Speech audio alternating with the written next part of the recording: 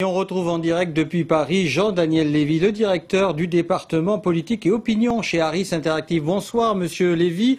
Alors avant de commencer, un mot sur la méthode du sondage. 1038 personnes des inscrits sur la liste référendaire, c'est ça, ont été interrogés?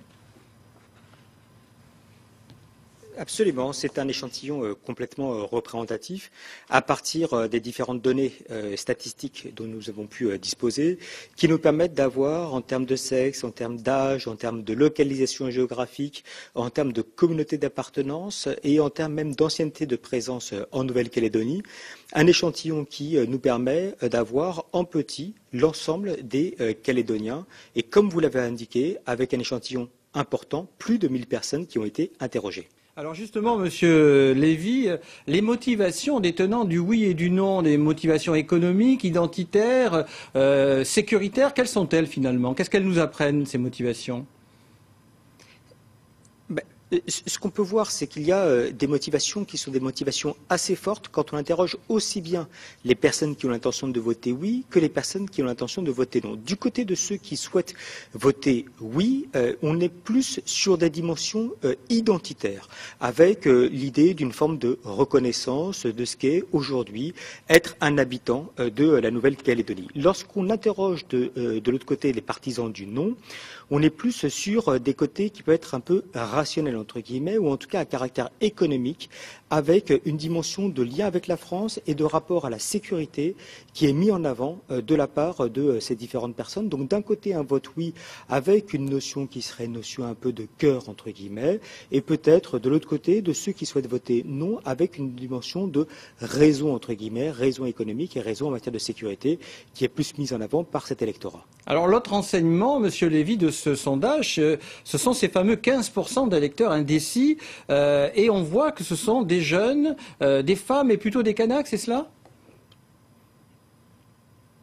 Absolument, des personnes qui ont plutôt aujourd'hui l'intention de voter oui, mais qui n'en sont pas intimement persuadées, qui s'interrogent probablement, et on le voit d'ailleurs à travers l'enquête, sur les conséquences de leur vote et qui demandent d'une manière générale à avoir un peu plus d'informations.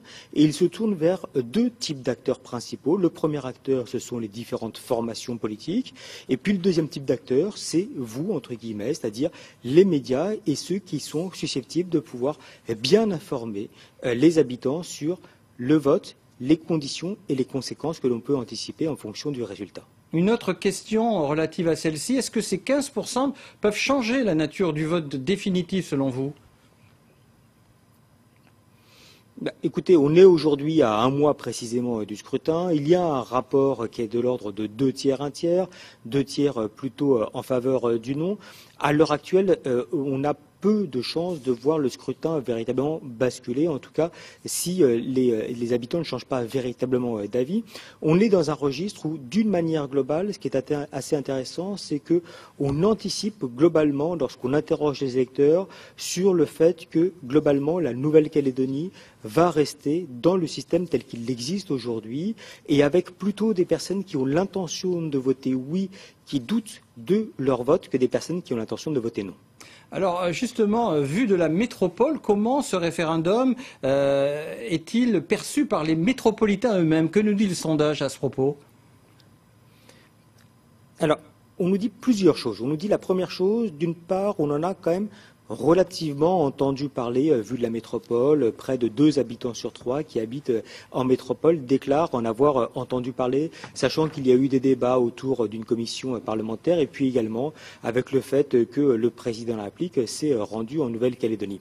Le deuxième aspect, c'est qu'on est sur un regard qui apparaît comme étant relativement dépassionné, en tout cas moins fort que par le passé, avec des habitants de la métropole qui regardent ceci avec un peu plus de distance, avec un peu moins d'implication et peut-être avec un peu moins d'émotion que les débats qu'on a pu voir par le passé, et qu'au cours de ces 30 dernières années, les enjeux en Nouvelle-Calédonie apparaissent comme étant un peu moins prégnants vus de la métropole. Une dernière question, Jean-Daniel Lévy. Les liens avec la France pour ceux qui sont contre l'indépendance. Ils demandent plus de France, moins de France, plus d'autonomie, moins d'autonomie. Ce sera ma dernière question rapidement. Ce qui est intéressant, c'est que même de la part de ceux qui ont l'intention de voter non, il y a et un attachement qui est fort à la France et le souhait qu'il puisse y avoir un peu plus de souveraineté qui soit accordée globalement à la Nouvelle-Calédonie, un peu plus d'indépendance également. Donc on est face à des électeurs qui disent dans un même élan, on souhaite globalement maintenir un tissu, un lien économique et en matière de sécurité avec la France. Et si on peut avoir un peu plus d'indépendance, nous n'y serions pas opposés. Merci Jean-Daniel Lévy pour avoir répondu à notre invitation ce soir dans ce journal et en direct depuis Paris. Merci.